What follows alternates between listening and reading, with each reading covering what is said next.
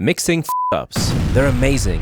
And just like life in general, it's when you make mistakes that you learn the biggest lessons. But also, you could learn from other people's fuck-ups too.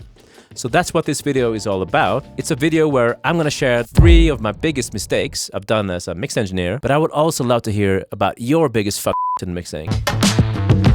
Here we go.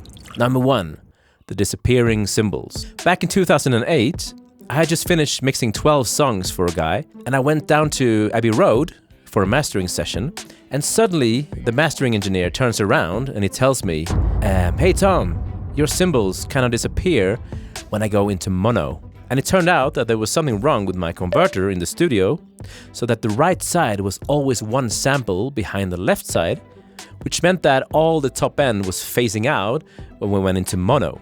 And I'd never checked a mix in mono ever before, so of course I got a big shock and a heart attack, because here I was sitting in mastering at the end of a record and all my 12 songs were out of phase.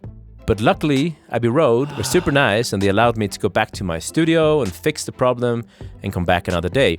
But most importantly, I learned a big lesson that day, and that is always check your mixes in mono, even though you think no one's ever gonna hear them in that way, because it's a really good way to check if there's a problem in your mix. Number 2, the bass explosion. A couple of years later, I was mixing a record for a big Swedish artist, and he asked me for a really big low end as well. So what I did was that I triggered a sine wave, 40 Hertz sine wave with a kick drum, giving a massive low end on the big speakers every time the kick drum hit. And I thought that was a genius idea. So I finished the album, everybody was happy, and we got it mastered, and we got it back. And one day later, I flew to Sweden to see my family. And for some weird reason, the artist had leaked the album to record stores around Sweden, and way before the release date. And by the biggest coincidence, I happened to walk into a record shop that day, and my first reaction was, of course, what? How is it possible? The second one was, what the? Because the whole shop was rattling and moving and shaking.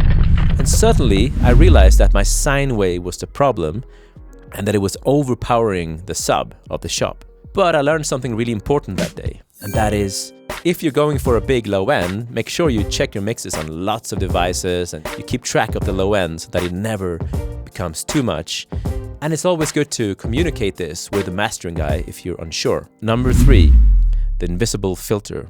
At the very start of my mixing career, when I was mixing in London, I was working on an API console with a lot of API 550A EQs. And at the beginning, I failed to realize that there's a little switch on it under the EQ that is a filter. And on this particular EQ, that label was gone, so I didn't notice that, and I didn't bother checking what it was. And what it actually does is that it filters out the low end and the top end. And that's the opposite thing I would normally do on a vocal, because I love adding air to vocals. And here I was cutting it away and wondering why my vocal didn't sound open enough. And one day I happened to have a conversation with another engineer, and he pointed it out, and I realized my mistake. And the biggest learning lesson from this is that you should always be careful when working with any piece of gear, and always keep an eye on all the switches and knobs on it and know what they do. Especially today, when a lot of plugins have this noise button that adds noise to the mix. Has that ever happened to you? That you had that button on by mistake and you were adding noise to your mix?